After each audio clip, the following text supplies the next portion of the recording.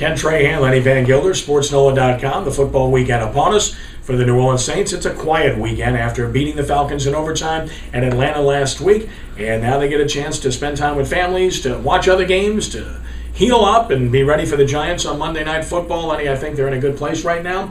They basically have a 2-game lead over the Falcons. What has amounted to a 2-team race? It really has. Tampa Bay, we thought this might be a 3-team race as recently as a couple of weeks ago, but the Saints took care of business the last 2 weeks. Tampa Bay, losing again last week to Houston, has now fallen 2.5 off the pace. They've got to go to Green Bay on Sunday. Yeah. Atlanta's got a home game against Tennessee. Those are the games that you'll probably be watching from a distance here to see what the standings will look like come Monday morning when the Saints go basically back to work at that point for preparing for a week from Monday against the Giants. Drew Brees continues that record pace, getting closer and closer, now second overall in terms of touchdown passes in consecutive games to only Johnny Unitas. He's having a remarkable year. It was a remarkable win in Atlanta.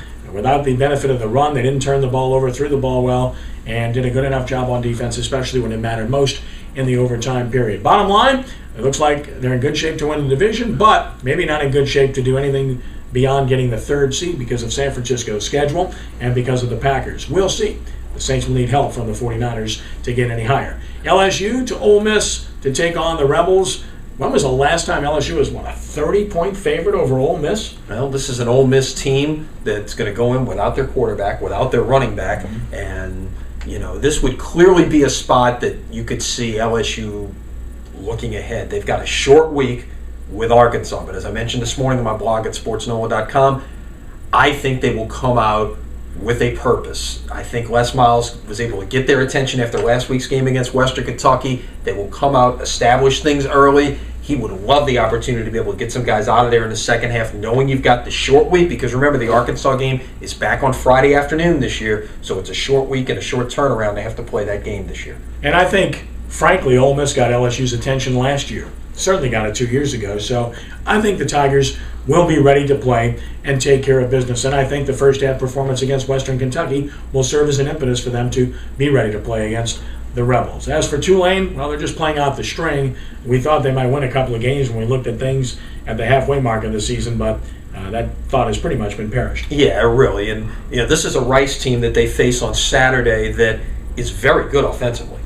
And they will have a hard time slowing down this offense. I think Tulane can probably put some points on the board on Saturday, but can they match Rice score for score? I don't think so. I've got Rice winning in a 2-score game. Yeah, we'll see how much they really want to play at this point. Everybody knows Mark Hudson won't be the coach next year. Who will?